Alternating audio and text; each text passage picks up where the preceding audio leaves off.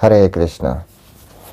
সকলকে আবারও কৃষ্ণ প্রীতি শুভেচ্ছা জানিয়ে আমাদের ধারাবাহিক শ্রীমদ্ ভাগবত গীতার ক্লাসে আপনাদেরকে স্বাগতম জানাচ্ছি।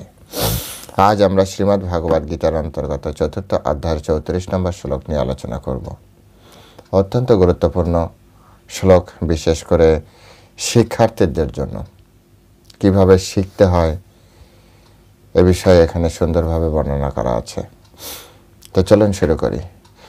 নম ওম বিষ্ণুপাদায় কৃষ্ণপ্রেষ্ঠায় ভূতলে শ্রীমতে ভক্তিবেদান্ত স্বামিনীতি নামিনে নমস্তে সরস্বতী দেবী গৌরবাণী প্রচারিণে নির্বিশেষ শূন্যবাদী পাশ্চাত্য দেশতারিণে বাঞ্ছা কল্পতরুর্ভশ্চ কৃপা সিন্ধুভ্যেব চ পতিতানাং পাবনেভ্যো বৈষ্ণবেভ্যো নমো নমঃ। জয় অনন্ত কোটি বৈষ্ণববৃন্দ কি জয়, শিল প্রভুপাদ কি জয়, শ্রীমদ্ ভাগবত গীতা শ্রবণকারী ভক্তবৃন্দ কি জয়, নিতাই গৌর সীতানাথ প্রীতি প্রেমানন্দে হরি বল। হরে কৃষ্ণ। ওম নমো ভগবতে বাসুদেবায়। ওম নমো ভগবতে বাসুদেবায়। ওম নমো ভগবতে বাসুদেবায়। শ্রীমদ্ ভাগবত গীতা চতুর্থ অধ্যায় জ্ঞান যোগ, শ্লোক নাম্বার 34। তদ্বিদ্ধি প্রণিপাতেন পরিপ্রশ্নেন সেবয়া উপদেক্ষান্তি তো জ্ঞানাম জ্ঞানিনা তত্ত্বদর্শিনা। তদ্বিদ্ধি প্রণিপাতেন পরিপ্রশ্নেন সেবয়া উপদেক্ষান্তি তো জ্ঞানাম জ্ঞানিনা তত্ত্বদর্শিনা। হরে কৃষ্ণ। এখন আমরা শিল প্রভুপাদ কর্তৃক এই সংস্কৃত শ্লোকের যে বাংলা ভাষানুবাদ দেওয়া হয়েছে সেই ভাষানুবাদ আমরা শ্রবণ করব। অনুবাদ: সদ্গুরুর শরণাগত হয়ে তত্ত্বজ্ঞান লাভ করার চেষ্টা করো, বিনম্র চিত্তে প্রশ্ন জিজ্ঞাসা করো এবং অকৃত্রিম সেবার দ্বারা তাকে সন্তুষ্ট করো। তাহলে সেই তত্ত্বদ্রষ্টা পুরুষেরা তোমাকে জ্ঞান উপদেশ দান করবেন। আরেকবার পড়ছি। সদ্গুরুর শরণাগত হয়ে তত্ত্বজ্ঞান লাভ করার চেষ্টা করো, বিনম্র চিত্তে প্রশ্ন জিজ্ঞাসা করো এবং অকৃত্রিম সেবার দ্বারা তাকে সন্তুষ্ট করো। তাহলে সেই তত্ত্বদ্রষ্টা পুরুষেরা তোমাকে জ্ঞান উপদেশ দান করবেন। হরে কৃষ্ণ। জয় শিল প্রভুপাদ কি জয়। তো এখন আমরা শিল প্রভুপাদ কর্তৃক এই শ্লোকের উপরে যে তাৎপর্য দেওয়া হয়েছে সেই তাৎপর্যের আলোকে এই শ্লোকটি হৃদয়ঙ্গম করার চেষ্টা করব। এই শ্লোকটি এর আগের শ্লোকের সাথে যুক্ত আছে। এর আগের শ্লোকে কি বলেছে আপনারা নিশ্চয়ই এর আগের ক্লাসটা আপনারা দেখেছেন। যারা না দেখে এই প্রথম এই শ্লোকটি পড়ছেন তাদেরকে আমরা অনুরোধ করব যে আপনি এর আগের শ্লোকটি পড়ুন অথবা দেখুন। যদি আপনার কাছে গীতা থাকে তো পড়ে নিন, তাহলে এই শ্লোকটি বুঝতে সুবিধা হবে। আর যদি আপনার কাছে গীতা না থাকে, স্রেফ আপনি শুনছেন, তাহলে দয়া করে আগের শ্লোকটি আপনি শুনে নিন। হ্যাঁ, এখানে এটা স্টপ করুন, এর আগের শ্লোকটি আপনি শুনুন। কারণ ভগবদ্গীতা একটা বিজ্ঞান, ভগবদ্গীতা একটা অঙ্ক। আপনি এইটা কখনোই বুঝতে পারবেন এই লাইনটা যদি আপনি আগের লাইনটা না বোঝেন। এর আগের লাইনে বলছে দ্রব্যময় যজ্ঞ থেকে জ্ঞানময় যজ্ঞ শ্রেষ্ঠ। হে পার্থ, সমস্ত কর্মই পূর্ণরূপে চিন্ময় জ্ঞানে পরিসমাপ্তি লাভ করে। অর্থাৎ দ্রব্যময় আমাদের কয়েক প্রকার যজ্ঞের কথা পরমেশ্বর ভগবান তিনি জানিয়েছেন। তিনি বলেছেন দ্রব্যময় দান, দ্রব্য দানময় যজ্ঞ আছে, তপস্যা যজ্ঞ আছে, হঠযজ্ঞ আছে, জ্ঞানযজ্ঞ আছে। তো এই সকল যজ্ঞের ভিতরে জ্ঞানযজ্ঞ শ্রেষ্ঠ। এখন আমরা পরমেশ্বর ভগবান শ্রীকৃষ্ণের আনুগত্যে আমরা বুঝতে পারলাম যে আসলে মনুষ্য জীবনের শ্রেষ্ঠ যজ্ঞ হচ্ছে জ্ঞানময় যজ্ঞ। তো জ্ঞানময় যজ্ঞ এখন জানার পরে জ্ঞান কিভাবে আমি পেতে পারি সে বিষয়ে কে দিক নির্দেশনা দেবেন? পরমেশ্বর ভগবানকেই তো এই দিক নির্দেশনা দিতে হবে। দেখুন কত সুন্দর সিরিয়াল করে বোঝাচ্ছে। হ্যাঁ, অনেকে বলে না গীতা আমি বুঝতে পারছি না। গীতা পৃথিবীর সব থেকে সহজ সরল একটি বিষয়। কারণ এই গীতাটি পরমেশ্বর ভগবান তিনি দিয়েছেন, পরমপিতা পরমেশ্বর ভগবান। কোনো পিতামাতা কি সন্তানের জন্য কোনো জটিল কোনো কিছু করে বলুন? এই গীতাটি সব থেকে সরল, সুন্দর, যুগোপযোগী জীবন দর্শন। দেখুন, এর আগে বলেছে যে জ্ঞান গ্রহণ করাই শ্রেষ্ঠ। তো এবার জ্ঞান গ্রহণ কিভাবে করব প্রশ্ন আসে। ঠিক আছে, বলে দিন না কিভাবে জ্ঞান গ্রহণ করব। পরের শ্লোকে বলছে, তদ্বিদ্ধি প্রণিপাতেন পরিপ্রশ্নেন সেবয়া উপদীক্ষান্তিত জ্ঞানম জ্ঞানীন তত্ত্বদর্শিনা।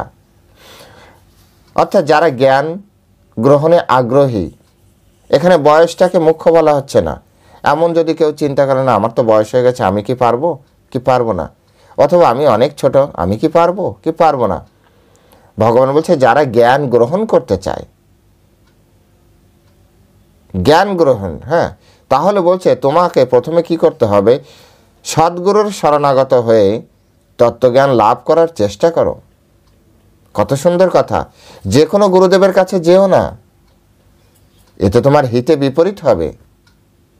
যেমন শরীরে যদি কোনো রোগ হয়, তাহলে যে কোনো ডাক্তারের কাছে যাওয়া উচিত নয়, একজন এক্সপার্ট ডাক্তারের কাছে যাওয়া উচিত।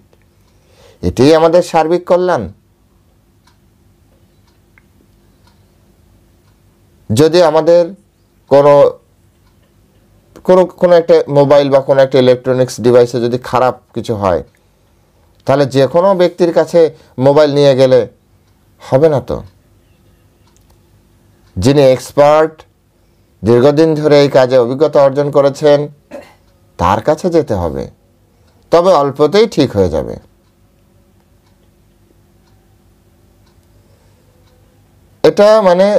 এটা স্বাভাবিক পন্থা। এখানে কি জটিল পন্থা আছে আপনারাই বলুন। ভগবান এই কথাটাই বলেছে যে সদ্গুরুর শরণাগত হও। যেভাবে বেদে বলা হচ্ছে তৎ বিজ্ঞানার্থম স্বগুরুম অভিগচ্ছেৎ, সেই বিজ্ঞান শেখার জন্য, তৎ বিজ্ঞানার্থম সেই বিজ্ঞান শেখার জন্য, স্বগুরুম সেই বিষয় যিনি গুরু, অর্থাৎ সদ্গুরু, এক্সপার্ট। গুরুকে আপনি এক্সপার্ট, ইংরেজিতে এক্সপার্ট বলতে পারেন। স্বগুরুম অভিগচ্ছেৎ, যাও অভিগচ্ছেৎ। ঠিক একইভাবে এখানে বলছে, পরমেশ্বর ভগবান বলছে সদ্গুরুর শরণাগত হয়ে তত্ত্বজ্ঞান লাভ করার চেষ্টা করো। গুরু যে কোনো, আপনি আমাকে শিক্ষা দিন না, আপনাকে আগে খুঁজে বের করতে হবে কে সৎগুরু আর কে অসৎ গুরু।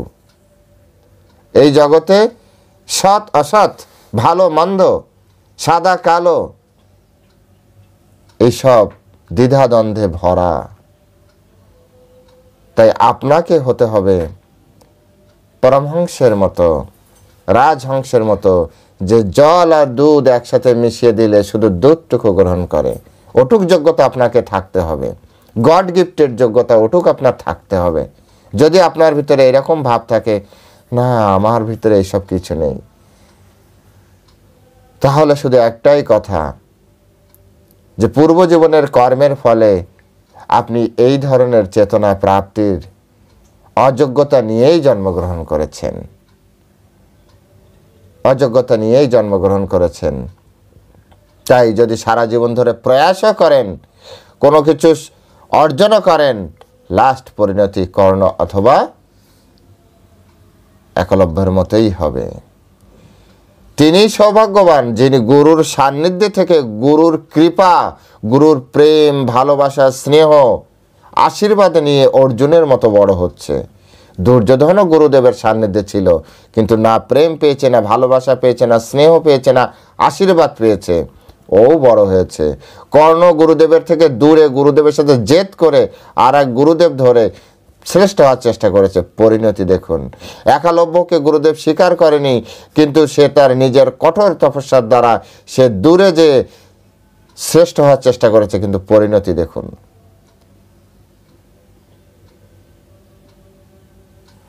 তাই জীবনে একবার চেষ্টা করে দেখতে পারেন, সৎ গুরুর সান্নিধ্যে যে জ্ঞান, তত্ত্বজ্ঞান লাভ করার চেষ্টা করে দেখুন। বলছে, ভগবান বলছে চেষ্টা করে দেখুন। কিভাবে? বিনম্র চিত্তে প্রশ্ন জিজ্ঞাসা করো, বিনম্র চিত্তে। এখন তো আমাদের মডার্ন ট্র্যাডিশন কেমন জানেন, sir I have one questions, এরকম। এটা আমাদের ধারা নয়। এখানে বলছে পরিপ্রশ্নেন সেবয়া তদ্বিদ্ধি প্রণিপাতেন, প্রণিপাতেন পরিপ্রশ্নেন, প্রণিপাতের সহিত। হে গুরুদেব, এইরকম একটা বিষয় যদি কৃপা করে আমি জানার যোগ্য বলে মনে করেন, তাহলে যদি আমাকে জানাতেন।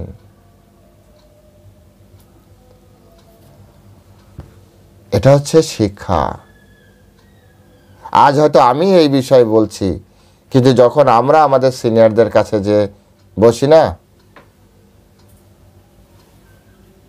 এরকম ভাবে যে বসি, যা বলে চুপচাপ শুনে নেই। যদি কোনো প্রশ্ন থাকে লিখি, পরে যে ওনার কাছে জানতে চাই, যদি উনি বলেন যে কারো কোনো বিষয় বুঝতে অসুবিধা আছে কিনা। আই হ্যাভ ওয়ান কোশ্চেন, এই বলার কোনো অপশানই নেই। তো বলছে যে কিভাবে প্রশ্ন জিজ্ঞাসা করতে হয়। প্রত্যেকটা শিক্ষার্থীর এই পন্থা অবলম্বন করা উচিত। সে আপনি জড়জগতেও যদি হয়, অথবা আপনার যদি চিৎ জগতেও হয়, ম্যাটেরিয়াল আর স্পিরিচুয়াল ওয়ার্ল্ড, উভয় ওয়ার্ল্ডে আমাদের এই পন্থা অবলম্বন করতে হবে। প্রথমে সৎ গুরুর কাছে শিক্ষা নিতে হবে। আজ আমাদের স্কুল কলেজের কি অবস্থা, ছেলে মেয়েদের কি অবস্থা? কারণ সৎ গুরুর কাছে তারা শিক্ষা গ্রহণ করতে পারছে না। কেন ছেলেমেয়েরা শিক্ষা গ্রহণের পরে উশৃঙ্খল হবে? কেন তারা নেশা করবে? কেন তারা অবৈধ সঙ্গ করবে? কেন তারা দিগ্ভ্রান্ত জীবনযাপন করবে? কারণ সৎ গুরুদেবের অভাব, সৎ গুরুদেবের অভাব। টিচার সঠিক গাইডলাইন করতে পারছে না, টিচারকে নিয়ন্ত্রণ করছে শূদ্র শ্রেণীর লোক উপরে বসে। শিক্ষকেরও দোষ নয়, প্রকৃতপক্ষে শিক্ষকেরও দোষ নয়, দোষ তো তাদের যারা উপরে বসে শিক্ষককে নিয়ন্ত্রণ করছে। শিক্ষক তো কাঠপুতলি হয়ে গেছে এখন। তাদেরকে যা সিলেবাস দিচ্ছে তাই তারা শুধুমাত্র নিজের পরিবারের ভরণ পোষণের জন্য তাই বাধ্যতামূলক তাই করছে। বিচার করুন। কিন্তু আমাদের শিক্ষা ব্যবস্থা, হাত জোর করে টিচারের কাছে যেতে হবে, মাথা নত করে টিচারের কাছে যেতে হবে। এটাই হচ্ছে প্রকৃত শিক্ষা ব্যবস্থা, এটাই প্রকৃত শিক্ষা ব্যবস্থা। বলছে বিনম্র চিত্তে প্রশ্ন জিজ্ঞাসা করো এবং অকৃত্রিম সেবার দ্বারা, অকৃত্রিম কোনো কৃত্রিমতা থাকলে হবে না, মন থেকে গুরুদেবের সেবা করো, মন থেকে।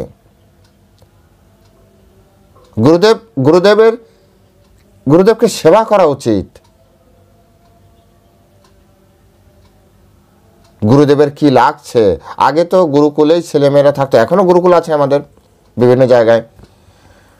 গুরুদেব যজ্ঞ করবে, তার জন্য কাঠ নিয়ে আসতে হবে, বেদি পরিষ্কার রাখতে হবে, গুরুদেবের বসার যে আসন সেটা পরিষ্কার রাখতে হবে, গুরুদেবের ঘর ছাপাই রাখতে হবে, গুরুদেবের জন্য খাদ্য সংগ্রহ, ভিক্ষা করতে হবে।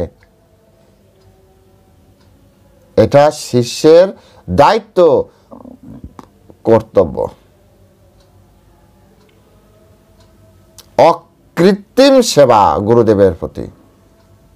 অনেকে আছে কৃত্রিম সেবা করে। ভগবান আপনি ঠকাতে পারবেন, কিন্তু ভগবান উপরে বসে দেখে নেবে যে আপনি কৃত্রিমতা করছেন। গুরুদেবকে আপনি ঠকানোর চেষ্টা করছেন বা আপনি কৃত্রিমভাবে গুরুদেবের সন্তুষ্টি বিধানের জন্য চেষ্টা করছেন, গুরুদেব ঠিক বুঝতে পারবে। দুর্যোধন, অশ্বত্থামা গুরু দ্রোণাচার্যকে কৃত্রিম শ্রদ্ধা করতেন, কৃত্রিম শ্রদ্ধা। অর্জুন শ্রদ্ধা করছেন ফ্রম হার্ট, হৃদয় থেকে শ্রদ্ধা করতেন। কিভাবে পরীক্ষা হবে? যখন ব্রহ্মাস্ত্র দেওয়ার সময় এলো, তখন সকলে ব্রহ্মাস্ত্র নেবে। গুরুদেব বলছে যে যে যত বেশি গুরুদেবের প্রতি শ্রদ্ধাশীল সেই এটা পাওয়ার যোগ্য। সকলে বলছে আমরা আপনার প্রতি শ্রদ্ধাশীল, এটাও সত্য কথা, কারোরই অশ্রদ্ধা নেই। কিন্তু সর্বোচ্চকে গুরুদেব একদিন একটি সরোবরে স্নান করতে গিয়েছেন। সরোবরে স্নান করতে যেহেতু তৎকালীন সময়ের গুরুদেব তো অনেক অনেক বিদ্যা ওনাদের ভিতরে ছিল, উনি যোগ বলে মন্ত্র বলে একটি কুমির তৈরি করেন এবং উনি স্নান করছেন, উনিই তৈরি করেছেন। সেই কুমিরটি তখন গুরুদেবকে খেতে আসছে, অর্থাৎ গুরু দ্রোণাচার্যকে খেতে আসছে। তার শিষ্যরা উপরে দাঁড়িয়ে গুরুদেব কুমির, গুরুদেব কুমির, গুরুদেব কুমির এরকম চিল্লাচ্ছে। কিন্তু দ্রোণাচার্য তার গায়ত্রী মন্ত্র জপ করছে, আর গায়ত্রী মন্ত্র জপ করার সময় কোনো দিকে তাকাতে পারবে না, কোনোভাবে নড়তে পারবে না। দুর্যোধন চিল্লাচ্ছে, সকলে চিল্লাচ্ছে, সকলে গুরুদেবের জন্য চিন্তিত, কি হবে গুরুদেবের। পিতার অবস্থা দেখে অশ্বত্থামা চিৎকার করছে, পিতাজি উঠে আসুন, উঠে আসুন, পিতাশ্রী উঠে আসুন। অর্জুন লাফ দিয়ে পড়লেন জলে। ওই অবস্থায় তিনি ছোট একটা ছুরি নিয়ে, সকলে যেখানে চিৎকার করছে প্রত্যেকে গুরুদেবকে বাঁচানোর চেষ্টা করছে, প্রত্যেকে গুরুদেবের প্রতি তাদের শ্রদ্ধা জ্ঞাপন করছে, প্রত্যেকে চেষ্টা করছে গুরুদেব আপনি উঠে আসুন, একটা কুমির।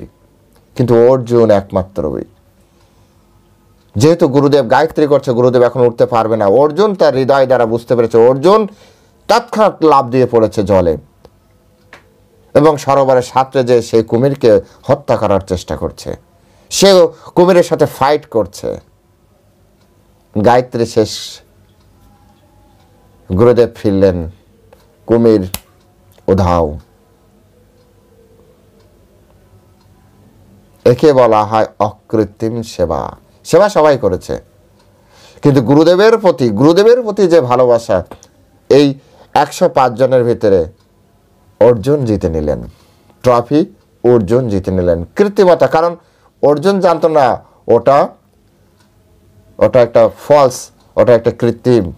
সকলে যেমন জানতো এটা রিয়েল কুমির, এটা সত্যিকারের কুমির, অর্জুনও তেমন তাই জানতেন। কিন্তু অর্জুন জীবন বাজি রেখে গুরুদেবকে সেভ করার জন্য, কুমিরের তুলনায় অর্জুন সামান্য, কুমির এক মুহূর্তে তাকে খেয়ে ফেলবে, কিন্তু অর্জুন এটা চিন্তা করেনি। অর্জুন চিন্তা করেছে আমার গুরুদেবকে রক্ষা করার জন্য আমার দায়িত্ব এবং কর্তব্য, ওনার সেবায় নিজের জীবন চলে যাক। শিক্ষা এইভাবে প্রাপ্তি করে গুরুদেবের কাছ থেকে। তদ্বিদ্ধি প্রণিপাতেন পরিপ্রশ্নন সেবয়া, সেবার মাধ্যমে। ভগবান শ্রীকৃষ্ণ, ভগবান রামচন্দ্র এনারা যখন গুরুকুলে ছিলেন, এনারা তো আদর্শ আমাদের দিয়ে গিয়েছেন। ভগবান কৃষ্ণচন্দ্র স্বয়ং ভগবান হওয়া সত্ত্বেও, রাজকুমার হওয়া সত্ত্বেও তিনি গুরুদেবের জন্য ভিক্ষা করতে যেতেন রাজ্যে রাজ্যে, সকল গ্রামবাসীদের কাছে, ভিক্ষাং দেহি ভিক্ষাং দেহি। গুরুকুলের জন্য, গুরুদেবের জন্য ভিক্ষা করে নিয়ে আসতেন। তো এই শিক্ষা আজ আমাদের কাছে নেই, এই শিক্ষা এখন পুঁথিগত হয়ে গিয়েছে। ইসকন চাইছে এই শিক্ষা আবার সকলের ভিতরে প্রবর্তন করতে। ইসকনের প্রত্যেকটা শরীর ব্যক্তি, ইসকনের প্রত্যেকটা শোভনাধ্যায়ী, শুভাকাঙ্ক্ষী, এরা সবাই চাইছে এই শিক্ষা, এই ভাবধারা, এই শ্রদ্ধাবোধ সকলের ভিতরে আবার ফিরে আসুক। আপনারাও আপনাদের সন্তানকে সঠিকভাবে মানুষ করার জন্য এই পন্থা অবলম্বন করুন। এমনকি নিজেরাও বিনয়ী হতে হবে, বিনম্র হতে হবে, অকৃত্রিম সেবা ভাব থাকতে হবে। কৃত্রিমতা ভগবান পছন্দ করেন না, কৃত্রিমতা গুরুদেব পছন্দ করেন না। অকৃত্রিম সেবার দ্বারা তাকে সন্তুষ্ট করো, তাহলে সেই তত্ত্বদ্রষ্টা পুরুষেরা তোমাকে জ্ঞান উপদেশ দান করবেন, যেভাবে গুরুদেব দ্রোণাচার্য ব্রহ্মাস্ত্র স্বয়ং নিজে ভালোবেসে অর্জুনকে প্রদান করেছিল। আর অশ্বত্থামা তো ব্ল্যাকমেল করে নিয়েছিল যে তুমি যদি আমি তোমার সন্তান, তোমার অস্ত্র শস্ত্র, তোমার সবকিছুতে আমার জন্মগত অধিকার যদি না দাও আমি সুইসাইড করব। সেজন্য তাকেও ব্রহ্মাস্ত্র দিয়েছিল ব্ল্যাকমেল করে, কিন্তু মন থেকে দিয়েছিল অর্জুনকে, মন থেকে। এবার আপনারা বিচার করে দেখুন যে আসলে শিক্ষা কিভাবে গ্রহণ করতে হয়। এই পারমার্থিক উপলব্ধির পথ নিঃসন্দেহে দুর্গম, শিলা প্রভুপাদ এটা স্বীকার করছেন, দুর্গম, কিন্তু গুরুদেবের কৃপায় এটা সুগম হয়ে যেতে পারে, সুন্দর সরল পথ হয়ে যেতে পারে। বন থেকে বেরোনো এটা সত্যিই দুর্গম জায়গা, কিন্তু যিনি বনে যাতায়াত করতে পারেন, যিনি বনের রাস্তা জানেন, তার পিছনে পিছনে হাঁটলে আপনি একবার ভাবেন, আরে এত সুন্দর পথ আমার তো জানাই ছিল না।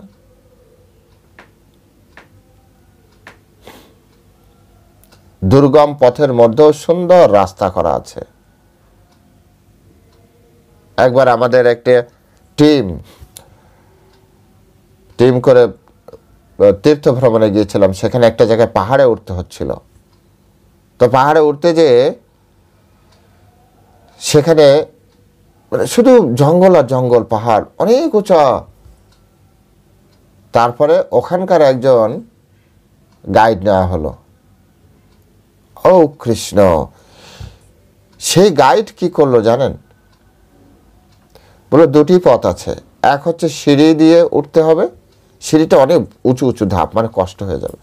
আরেকটা হচ্ছে আদিবাসীরা যে পথ দিয়ে হাঁটে, কিন্তু তাতে একটু সময় বেশি লাগবে, কষ্ট কম হবে। আমাদের যারা লিডার ছিলেন প্রভুরা, ওনারা বললেন আমরা তাহলে সময় বেশি লাগুক, কষ্ট কম হোক, সেটা আমরা গ্রহণ করব।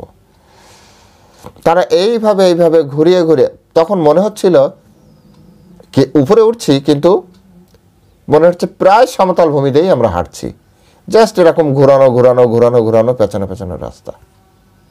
এটা কিভাবে সম্ভব হলো? একজন এক্সপার্ট ব্যক্তির সান্নিধ্য আমরা প্রাপ্তি করতে পেরেছি কৃষ্ণের কৃপায়, এবং তিনি যে পথ দিয়ে নিয়ে গিয়েছেন আমরা তাকে অনুসরণ করেছি। খুব সহজ, একেবারে খুব সরল পথ, খুব স্মুথ পথ দিয়ে আস্তে আস্তে আমরা উপরে উঠে গেলাম। যখন নামছি তখন ওই সিঁড়ি দিয়ে নামার সময় বুঝতে পারলাম এক একটা সিঁড়ি ধাপ অনেক উঁচু উঁচু, যেটা স্বাভাবিক আমাদের বিল্ডিংয়ের মতো নয়, বিল্ডিংয়ে ওঠার মতো নয়। সত্যিই কষ্ট হতো, অনেকে উঠতে পারতো না, এবং ছোট ছোট সিঁড়িগুলো। তো যাই হোক, এখানে এই কথাটি শিলা প্রভুপাদ বলছেন যে পারমার্থিক পথ দুর্গম সত্য, কিন্তু যদি একজন সৎ গুরু জীবনে আমাদের প্রাপ্তি হয়, তাহলে এই দুর্গম পথও আমাদের জীবনে সুগম হয়ে যাবে, অত্যন্ত সহজভাবে আমরা এটা গ্রহণ করতে পারবো। তাই ভগবান আমাদের উপদেশ দিয়েছেন যে সদ্গুরুর শরণাগত হও। এটা ভগবানের উপদেশ। আমার আপনার জন্য দুর্গম, কিন্তু সদ্গুরুদেবের জন্য দুর্গম নয়, সদ্গুরুদেবের জন্য সুগম পথ। আর সদ্গুরুদেবের সান্নিধ্যে থেকেও আমাদের জীবন অত্যন্ত সুগম হবে। তাই প্রথমে যিনি গুরু পরম্পরা কিভাবে বুঝবেন সদ্গুরুদেব, শিলা প্রভুপাদ ইন্ডিকেট করছে প্রথমে গুরু পরম্পরা দেখো। কোন গুরুদেবকে নির্দিষ্ট করার আগে তার পরম্পরা দেখে নাও। গুরু পরম্পরায় এই জ্ঞান প্রাপ্তি হয়। গুরু পরম্পরা যদি না থাকে, অর্থাৎ আপনার ঘরেই আপনি লাইন নিচ্ছেন, কারেন্টের তার নিচ্ছেন, তো এটা সরকারের সাথে যুক্ত থাকতে হবে। অনেকে আছে না ব্লকিং করে হুক লাগিয়ে নিচ্ছে, এরকম হলে হবে না। এটা তো ব্লকিং, এটা তো চুরিবিদ্যা করলে হবে না। সৎ গুরু পরম্পরা অর্থাৎ সরকারের মাধ্যমে সরকারের আধিকারিক কর্মকর্তা, আপনি যে তার কাছে অনুরোধ করবেন যে আমি এরকম একটা ঘর বানিয়েছি, আমার ঘরে একটু কৃপা করে আপনি আলো জ্বালিয়ে দিন, কারেন্ট লাগিয়ে দিন, তখন উনি আবার ওনার যারা অধস্তন ব্যক্তি আছে তারা বলবে অমুক ঠিকানায় অমুক জায়গায় একটা মিটার কারেন্টের তার লাগিয়ে দিয়েছো। সে সরকারিভাবে আপনার ঘরে কানেকশন দিয়ে আসবে, তবেই আপনি মাথা উঁচু করে বুক ফুলিয়ে যা ইচ্ছা তাই করতে পারবেন। তা নাহলে তো সবসময় ভয় ভীত থাকতে হবে। তাই পরম্পরা গুরুত্বপূর্ণ। এই জগতে সনাতন ধর্ম যারা অবলম্বন করছে, যারা গীতা পড়ছে, মেজরিটি পার্সেন্টের পরম্পরা না থাকার কারণে নিজেদের ভিতরে আন্তঃকলহ তৈরি হচ্ছে। পরম্পরার মাধ্যমে শিক্ষা নিলে তো একই শিক্ষা, শ্লোক যেহেতু এক, শিক্ষা কেন ভিন্ন হবে? আমি জানেন, যেদিন থেকে আমি বুঝতে শিখেছি সেদিন থেকে আমার মাথায় শুধু এইটা কাজ করে যে যেহেতু গীতা এক, শ্লোক এক, তাহলে এই গীতার ব্যবহারকারী ব্যক্তির চেতনা ব্যক্তি কেন আলাদা হবে?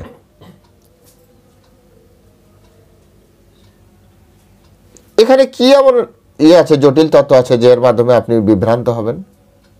গুরু পরম্পরার কথা বলা হচ্ছে, আপনি গুরু পরম্পরার সাথে যুক্ত হন না। আমি কেন গুরু পরম্পরার সাথে?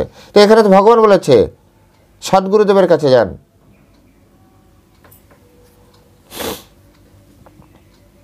সুতরাং এটা আমাদেরকে জানতে হবে।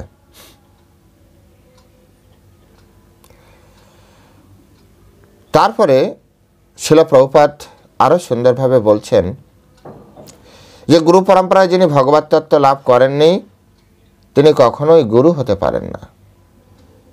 গুরু হওয়ার জন্য এই যে বলছে না যে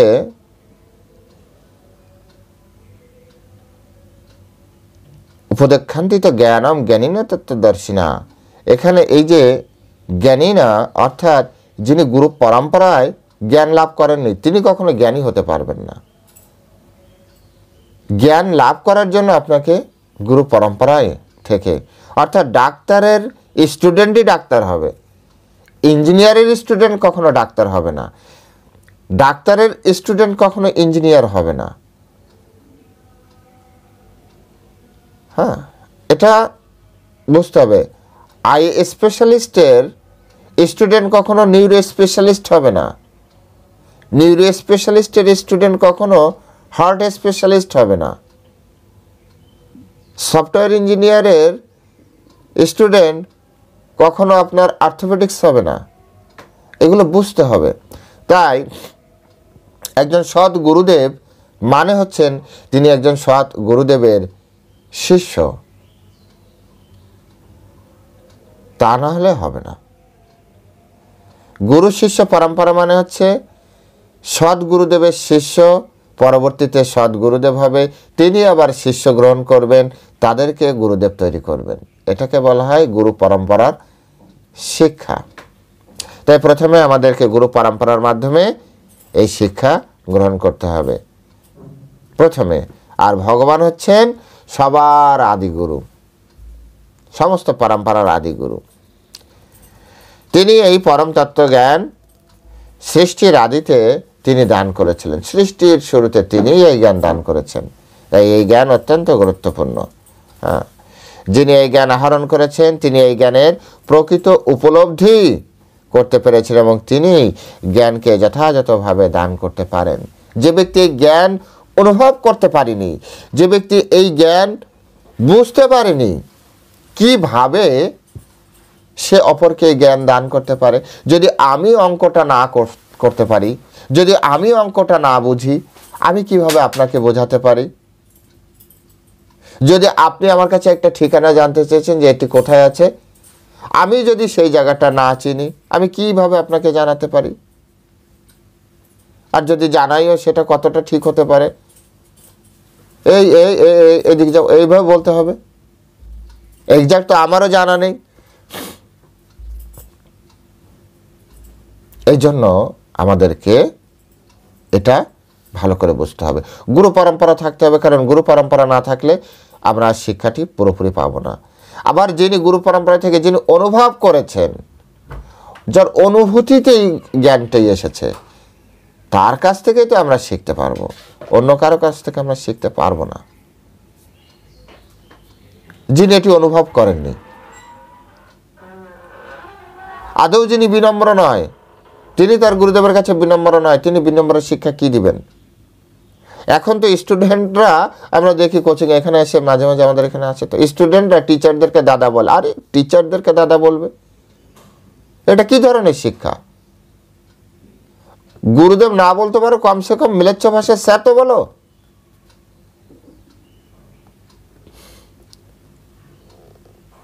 এর থেকেই তো অপসংস্কৃতি ঢুকছে, টিচারদের সাথে স্টুডেন্টদের অনৈতিক সম্পর্ক তৈরি হচ্ছে। এগুলো কি আপনারা বুঝতে পারছেন না? আর বুঝতে পেরেও আপনারা সেগুলি প্রশ্রয় দিয়ে যাচ্ছেন। আপনার সন্তান যখন ফোনে কথা বলছে, হ্যাঁ আপনি শুনছেন, কে ফোন করেছে? ওই কোচিংয়ের দাদা ফোন করেছে। কোচিংয়ের দাদা মানে টিচার বল, স্যার বল,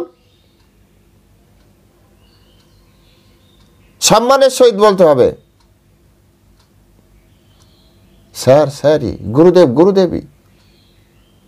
কি হচ্ছে? যেহেতু ওই টিচার তার টিচারকে দাদা বলতো, তাই উনিও এটি মেনে নিয়েছে। আরে শিক্ষা দেওয়ার সময় তো শিক্ষা দিতে হবে। শিক্ষা আসলে প্রকৃত শিক্ষক পাওয়া না, এটাও ভাগ্যের ব্যাপার। প্রকৃত শিক্ষক পাওয়া এটাও আসলে ভাগ্যে থাকতে হয়। আমরা তো মন্দ ভাগ্য, কলিযুগের মানুষ মন্দ ভাগ্য। না ভালো পিতামাতা পাই, না ভালো শিক্ষক পাই, না ভালো নেতা পাই, না ভালো শরীর পাই, না ভালো বুদ্ধি পাই, না ভালো আয়ু পাই। প্রায়ণ অল্প আয়ুষী কলাস্মিন যুগে জানা মন্দা সুমন্দ মাতায় মন্দ ভাগ্য হি উপদ্রতা। মন্দ ভাগ্য আমরা, আমাদের অবস্থা হচ্ছে এরকম। মন্দ ভাগ্য নিয়ে আর কি করতে পারবো? তার ভিতরে ছিল প্রভুপাদের মতো মহান জনেরা, ভগবান তাদেরকে পাঠিয়েছেন যাতে কমসে কম ভালো, মানে একটু কষ্ট তো হবে, কিন্তু যতটা কম কষ্ট নিয়ে এই জগৎ থেকে আমরা বেরোতে পারি, তাই এই শিক্ষা প্রদান করা হচ্ছে। এগুলো আপনারা বোঝার চেষ্টা করলে তবে আপনারা বুঝতে পারবেন। তা না হলে আমি যতই এখানে চিৎকার করি আর আপনারা যতই চিৎকার শ্রবণ করেন, কোনো কিছুতে কোনো কিছু হওয়ার কোনো চান্স নেই। যদি কেউ পরম্পরায় গুরুদেব না হয়, তাহলে সে মন গড়া তথ্য দেবে। যেমন টিচারকে দাদা বললে হবে, হ্যাঁ বলছে শিক্ষা নিয়ে কথা, পড়া নিয়ে কথা, দাদা বলুক আর স্যার বলুক। আরে দাদা বললে সেখানে অনৈতিক সম্পর্ক তৈরি হয়, তুমি সেটা বুঝতে পারছো না। দাদা বললে টিচারের গুরুত্ব কমে, তুমি সেটা বুঝতে পারছো না। কারণ ও তো মন গড়া তথ্য দিবে না, গুরু পরম্পরায় তো শেখেনি। সম্মানী ব্যক্তিকে সম্মান প্রদর্শন করা, এটাও একটা শিক্ষা। এই শিক্ষাটা কে দিবে? এই শিক্ষাটাও তোমাকে তোমার স্টুডেন্টদেরকে দিতে হবে। গুরুদেবের সামনে হাত জোড় করে দাঁড়াতে হবে, এটাও একটা শিক্ষা, শিক্ষার অঙ্গ। এটা কে দিবে? তাই এসছে, গেটে জানতে এসছে, অত ইয়ে করে লাভ কি? হ্যাঁ, ভূমিকা করে লাভ কি? ও প্রশ্ন করেছে আমি জানিয়ে দিয়েছি। না, প্রশ্ন করাটাও শেখাতে হবে।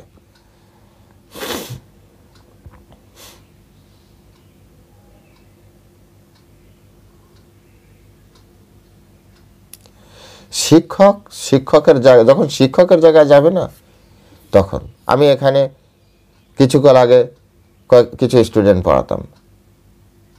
ওনাদের পিতামাতারা খুব ভালো, খুব ভালো। আমাকে এভাবে বলেছিলেন যে প্রভু, লেখাপড়া তো অন্য জায়গা থেকে শিখতেই পারবে, আপনি একটা আদর্শ ওদেরকে দেন। আমি সেভাবেই ওদের সামনে গিয়েছিলাম, সেইভাবেই ওর পিতামাতা আমাকে নিয়েছিল। অ্যাজ ইউজুয়াল ইংলিশ মিডিয়ামের স্টুডেন্ট, যাই বসে। আমি বললাম না, এভাবে না। প্রথমে বললাম হরে কৃষ্ণ দিতে হবে, হরে কৃষ্ণ দেওয়ার অভ্যাস করলো, হরে কৃষ্ণ প্রভু। কয়েকদিন পরে বললাম না, এরকম না, শিক্ষক ঢুকলে প্রণাম করতে হবে ঘরে। ওরা হরে কৃষ্ণ এরকম শুরু করলো। আমি বললাম এরকম না, এরকম দাঁড়া, চুপ করে দাঁড়া। আমি নিজে ওদের সামনে প্রণাম করলাম। আমি বললাম এইভাবে প্রণাম করতে হয়, একেবারে হাঁটু গেড়ে বসে। ভালো করে দেখেছিস? হ্যাঁ। এবার আমি দাঁড়িয়েছি, বললাম এভাবে প্রণাম কর আমাকে। ওরা সেভাবে প্রণাম করলো। তারপর থেকে প্রতিদিন এইভাবে প্রণাম করতো। নিজে আচরি ধর্ম ভক্তরে শেখায়, চৈতন্য মহাপ্রভুর শিক্ষা। আমি যদি আমার স্টুডেন্টদেরকে না শেখাই, তো স্টুডেন্ট শিখবে কি করে যে টিচারকে প্রণাম করতে হয় মাথা নত করে, হাঁটু গেড়ে বসে? আমি আমার শিক্ষকের কাছ থেকে এটা শিখেছি। আর যে আমার হাতে অ লেখা শিখিয়েছে না, তার কাছ থেকে আমি শিখেছি প্রণাম করা।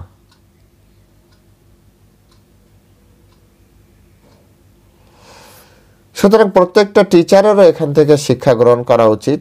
শিক্ষার্থীদের তো অবশ্যই, যদিও এটা মেজরিটি শিক্ষার্থীদের বিষয়েই আলোচনা করেছে, কিন্তু শিক্ষকরাও এর থেকে উপকৃত হবেন।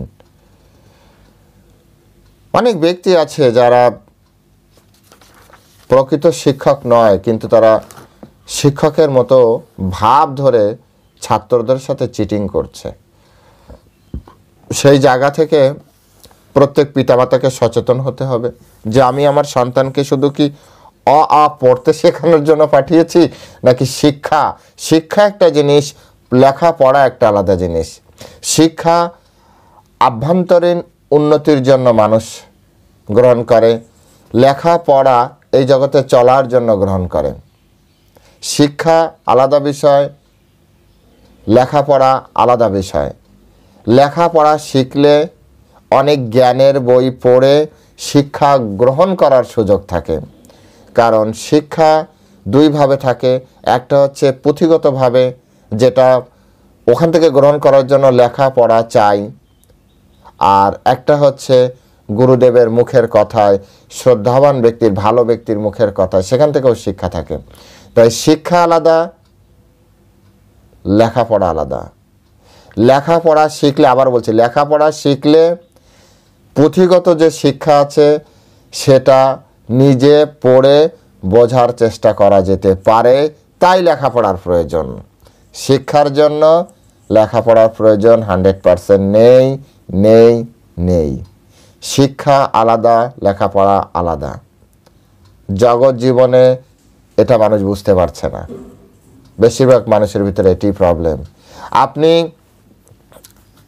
আমি জাস্ট একটা উদাহরণ দেওয়ার জন্য আপনাদেরকে বলছি।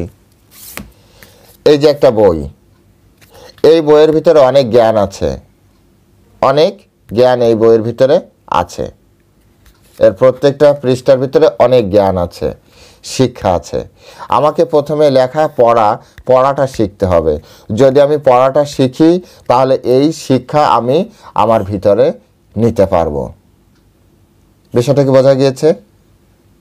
তাই লেখাপড়ার যোগ্যতা আলাদা, আর এর থেকে শিক্ষা গ্রহণ করার যোগ্যতা আলাদা। শিক্ষা আলাদা, লেখাপড়া আলাদা। আমি যদি এটা পড়তে না পারি, এটা হিন্দিতে আছে, এটা যদি আমি পড়তে না পারি, এর ভিতরে যতই শিক্ষা থাকে আমি পাবো না। তাহলে লেখাপড়া আলাদা, শিক্ষা আলাদা।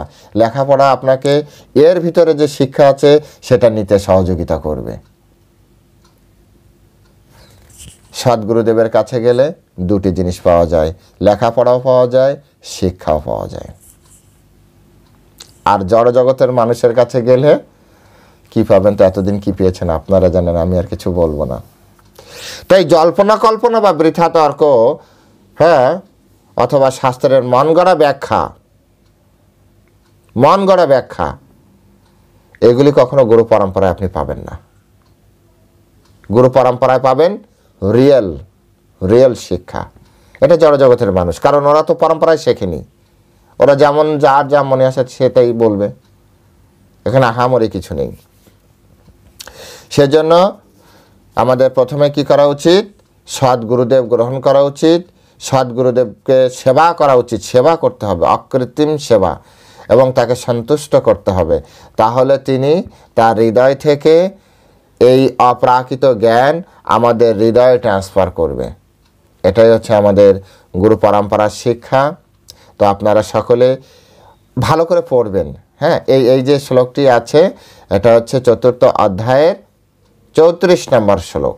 আপনারা সুন্দরভাবে পড়বেন, বোঝার চেষ্টা করবেন এবং সে অনুযায়ী জীবনযাপন করার চেষ্টা করবেন। তো সকলে ভালো থাকবেন। আজকে এখানেই রাখছি। হরে কৃষ্ণ। ভিডিওটি ভালো লাগলে আপনার যত শিক্ষার্থী বন্ধুবান্ধব আছে প্রত্যেকের কাছে পাঠাবেন। আর অবশ্যই প্রত্যেকে লাইক করবেন। যাদের ভালো লেগেছে তারা লাইক করবেন। আর আমাকে আশীর্বাদ যদি আপনার করতে ইচ্ছা হয় যে এই ধরনের কাজে করলে সমাজ মানুষের উপকার হবে, তাহলে আমাকে আশীর্বাদ করে কমেন্ট সেকশনে একটু হরে কৃষ্ণ লিখবেন। এটুকু শুধু প্রার্থনা আমার। হরে কৃষ্ণ। জয় শিল প্রভুপাদ কি জয়।